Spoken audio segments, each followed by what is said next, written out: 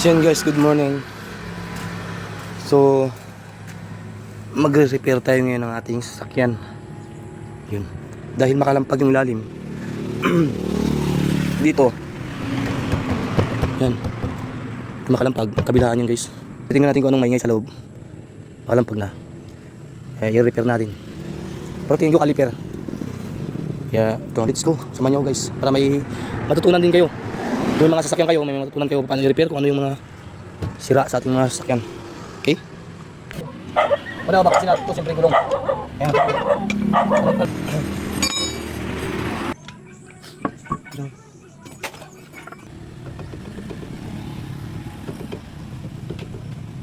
So yun guys, yung sila niya nga ay caliper. Ito nga. Isa na maingay kasi may alternating highway. Tingnan nyo ha. Ayan. Kapag ginawa kang buto, mawala na diba? So ibig sabihin caliper. So pakasa ito. Caliper.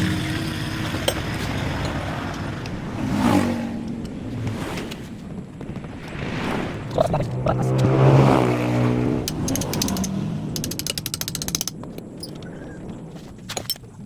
So kaya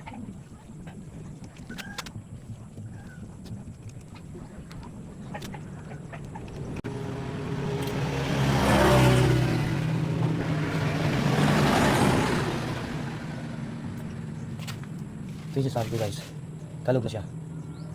So hindi pa masyadong kalampag, pero naramdaman ko at lakas na dun sa loob, maingay na.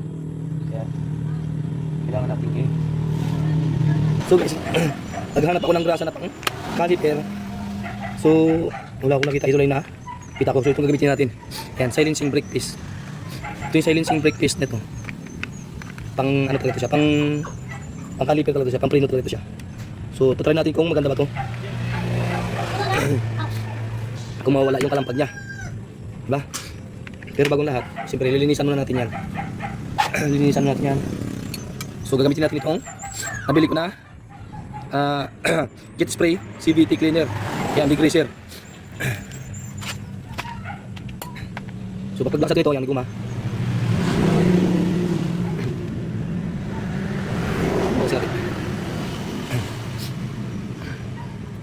Ipalinis natin. Huwag natin yung mga grasa na yan. Nung una, nirepair ko na ito guys, balancing na ito. Kaso yung nilagay kong grasa, yung ordinary lang, yung all purpose. Then after ng mga 3 days, kumalampag ulit siya. Hindi ko bakit yun. So ka-repair ko lang. So nag-search ako sa YouTube. So kailangan pala na yung grease na gagamitin natin ay pang high temp. Yung grasa na non-melted. Hindi siya basta-basta matunaw. Kasi umiinit kasi ito guys eh. Umiinit ito. Pagka tunaw na yung grasa niya, so doon na mag-umpisa. Kakalampag yan. Ito. Yan. Ito yung para malinis na maayos.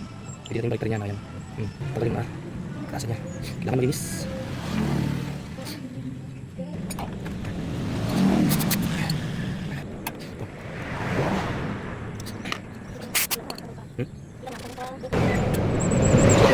Ito lang natin. Balik.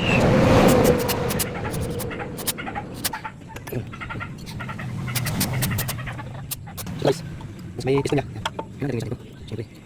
Naman kayo, paano ang tamang paglagay ng brake paste niya.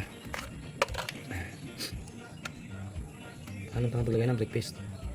Dito, unang paglagay natin dito sa taas.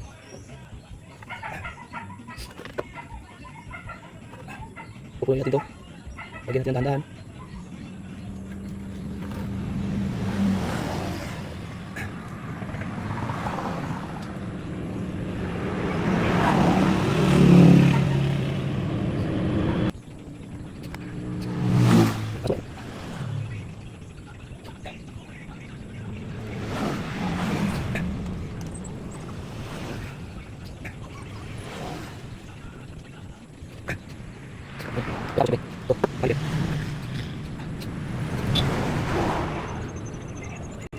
So itong paste na ito guys, matibay ito sa init, diba? Kapag halimbawa kapag nagpipreno tayo, minit yung kaliper. So kapag hindi pang high temp yung grasa mo, tutunawin niya yan. Yung mga ordinary nag-aasala, yung mga pang all purpose ng klasa. Kaya kailangan kayo itong bilhin nyo. Brake paste. Yan. Kahit anong init yun guys. Hindi kaya yan. Hindi kaya tunawin yun. Ang tunaw niya man ito pero matagal. So ang pagkabit ito guys ay dahan-dahan. Dahan-dahan yung papasok yan. Kasi may hangin ito sa loob. May hangin. So ang tendency niyan ang mga lalabas na paste papasok ito sa guma. Yan. Papasok sa guma. Yun, diba? Yun. Kailangan dahan-dahan ang pagpasok yan guys. Hindi natin bibigay niyan. Yun.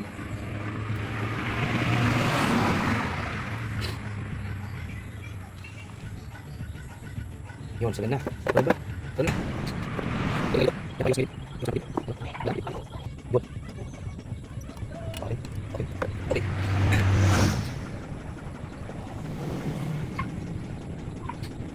Ini kan. Ayo.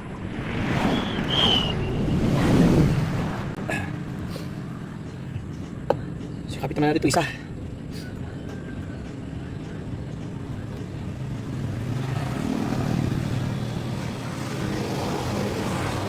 So, alam nyo guys, mahirap gawin ito ng paste yung pinapasukan ng pin na to.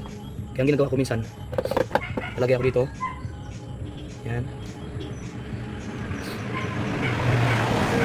Lagay ako dyan. Lagay ako dito. Yung kabit ng rubber niya.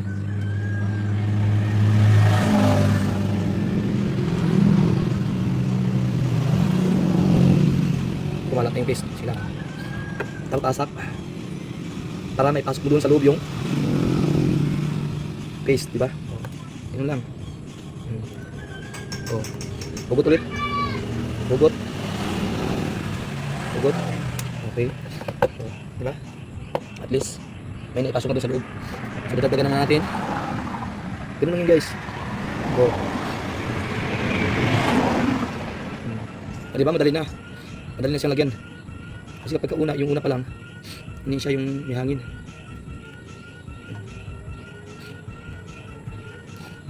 Pagka may hangin yung loob, mahirap. Mahirap pala. Mahirap. Mahirap pasok. So, ibalik natin ulit.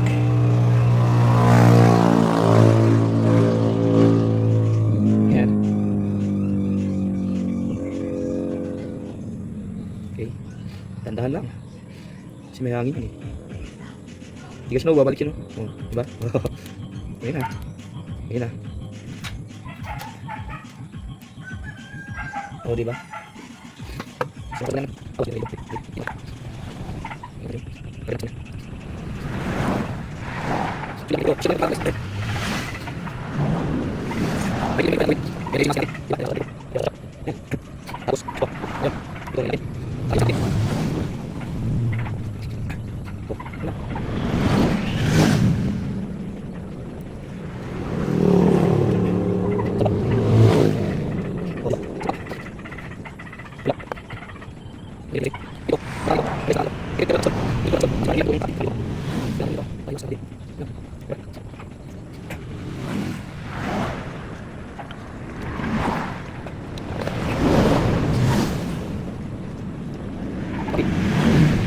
Yun lang guys.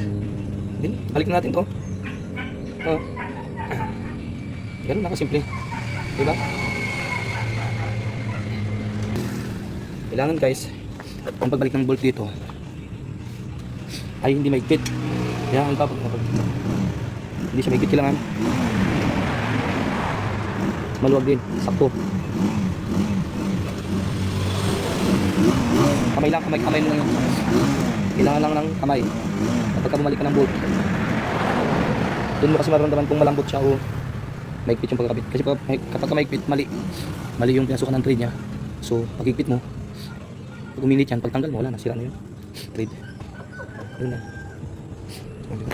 Okay. Okay. Yan, rapat. Ang halali ba guys? Wala na. Diba? Wala na. Oh, wala na. Di ba? Ganun lang simple guys. Yung solusyon dyan. Yung tamang solusyon dyan, tamang paglagay, tamang pagkabit. So yun lang guys, ang share ko sa inyo. So sa mga may sasakyan dyan, so sana makatulong to sa inyo. Di ba, pasensya na nga pala sa boses ko kasi pause ako ngayon. Ito ang kaso pa. O, di ba? Wala na. Kanina ko lang. Tutulong ko naman sa inyo dito yung kabila. So ito kasi ako. So tingnan nyo. Yan. O, di ba? O, di ba? Lakas, o. Yan, di ba? Tingnan nyo guys. Yan na yun. Ganon din yung kanina. Yan, o. Yan, o. So ito yung maingay, o. Yan. Sino yung pinupukay na yung maingay? Ito na yun guys. Ayun na siya, o. Yan. Ano? Ayun, o. Yan. Bags ano, wala nang ano to. Tunaw na yung grasa niya. Kapag nilagyan natin yan mamaya, so gagawin ko ulit. So tapos na, ayan. Lagyan na ng brake paste. So, tingnan nyo kakalampagin ko. May marinig kayo. Oh, di ba wala na? Oh. Oh. Oh, di ba wala na? Ganun lakas, di ba? Oh, ganun lang, simple. Ganun. Yan na pala ang problema ng Celerio, Suzuki. Pero at least yun lang, di ba? Napakasimpleng ano lang. Napakasimpleng sakit lang. Kahit tayo mismo na owner, kaya natin ayusin. Hindi man tayo mekaniko. Kahit ito yung mekaniko, kaya natin ayusin yan. Wala yung posible kung di natin subukan. No guys, hanggang dito lang. So sana nakatulong to sa mga may sasakyan dyan. Ganun din sa motor guys. Kahit sa motor, ganun din yan. Wala pinagkaiba yan. So yun guys, hanggang sa muli. Paalam na muna, bye bye.